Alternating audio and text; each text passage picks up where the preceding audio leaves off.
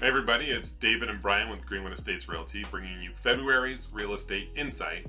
And the topic this month is annual home maintenance checklist. We know after countless transactions, right, how important it is to take care of your home throughout the year and not just as you get ready to sell the home. And so today we wanted to share a few of the top takeaways we've learned over the years to help put you in front of those issues. And so to give you a little insight, right, the average homeowner spends roughly $3,000 a year on maintenance.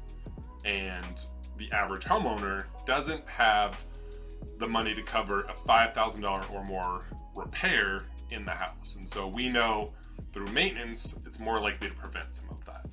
Now, something to keep in mind, if you live in a condo townhome, you're probably going to be on the lower end of that range, so to speak, as to how much you're going to pay. But you're also paying HOA fees, so some of those HOA fees are going to future repairs and replacements. Also, if you've got an older home, you're probably gonna end up paying more than obviously if your home's brand new. So just kind of keeping that in mind in terms of how much is spent every year on repairs and maintenance.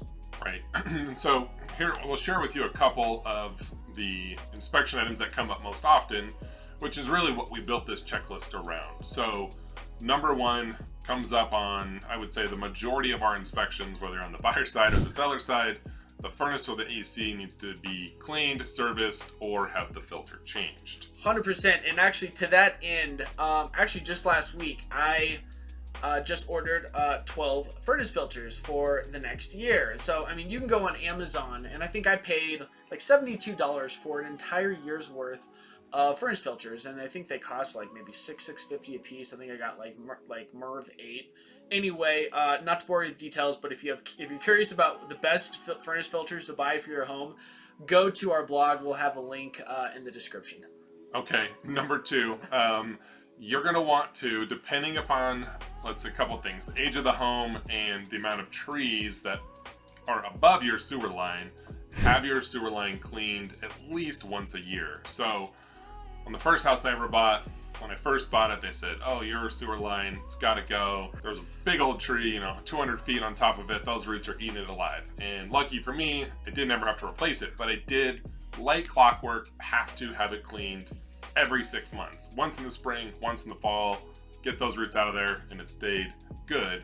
So again, one thing that comes up on all properties, if the sewer line isn't able to be seen or it's not clear, the buyer or seller is going to be in line to have that cleaned. How much does it cost for an annual Roto-Rooter service? It's probably going to cost you about $200, give or take, to have that cleaned. If you have it hydrojetted, it could be a little bit more. If you reach out, we can always give you the details on which one makes more sense on how to have that cleaned. We've got some great referrals on that. I certainly have my roofs cleaned in one of my rental properties every year, and the guy is awesome. He's done it for the last 5 years for me. Reach out to us for some of those referrals. You do not want to get your sewer line backed up. Yep, exactly. Because then we're into water issues, and that's a whole nother video. So, number three, roof defects. Obviously, this year we've all seen how much hail we've had. We get a lot of weather, rain, snow. The sun is really hard on roofs as well. So it's important that after a storm, we have great roofers that'll come out and check your roof out for free. So if you have concerns about your roof, either after a storm or just in general, maybe it's an older home, maybe you're 20, 30 years in and you've never had the roof replaced, it's a good thing to have that looked at well in advance of putting your house on the market.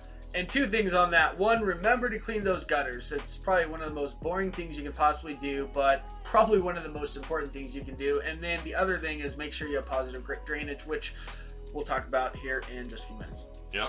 Water issues.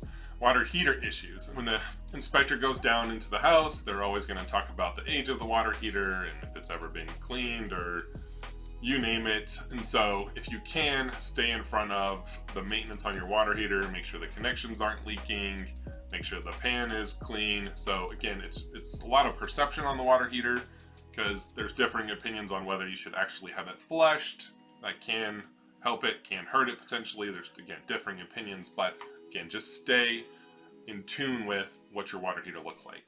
And actually, to that end, we've got an awesome little tool. It's called a Govee water alarm. We'll have a link in the description of how to buy these on Amazon. I mean, they're super cheap, like $6, $7 a piece. And so what you do, right, is you put this, in the liner underneath your water heater, or if you don't have the liners, put it directly under the water heater, and so or right next to the water heater. So if there's ever water that's coming out of the heater, this is going to alert you, right? And here, this is what it sounds like.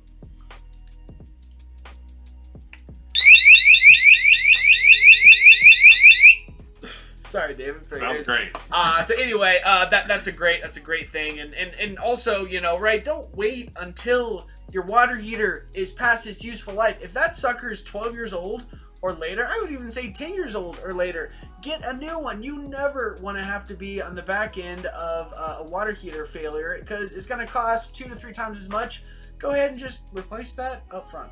Yeah, be proactive on your water heater. All right, the last one that we'll share with you is really around concrete cracks, settlements, and any drainage issues that are driving that. So we know the ground moves here in Colorado. We know it moves a ton more when you have water drainage issues. And so if your gutters either aren't flowing away from the property or they're overflowing, to Brian's point about clearing the leaves, that's going to drive a lot of water back into your foundation, and that is just no bueno. You're not going to enjoy the consequences of that. So stay on top of that drainage. Man, Bree and I, my wife and I, we spent an entire summer trying to get our crawl space dry as a result of negative drainage. And so anyway, again, 100% make sure that you have positive drainage. Keep an eye on how dry it is around the perimeter of your house, because that can and will cost you thousands and potentially into the tens of thousands of dollars if you let that go unchecked.